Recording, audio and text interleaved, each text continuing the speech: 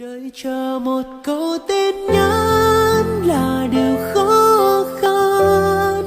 Một lần được em lo lắng sẽ chẳng bao giờ. Có lúc anh như giận em nhiều lắm, muốn xóa tên em trong trái tim anh thôi. Còn nhiều điều em chưa biết của một người mới yêu. Thông chịu đựng bao cảm giác nhói đau vô cùng. Hãy nói anh nghe một lời dấu mình chẳng thể gặp nhau nữa. Đừng lặng im với anh.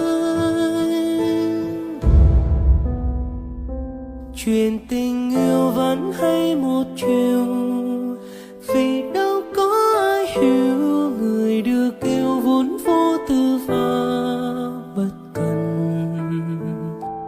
Tội cho anh lỡ thương một người, chỉ mong em sẽ cười dù một chút cũng thấy yên lòng rồi.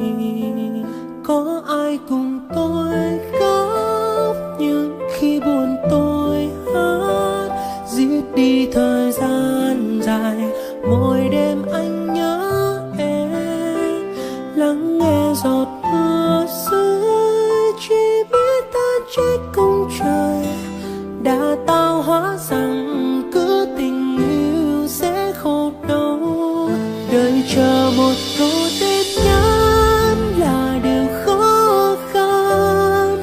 Một lần được em lo lắng sẽ chẳng bao giờ. Có lúc anh như giận em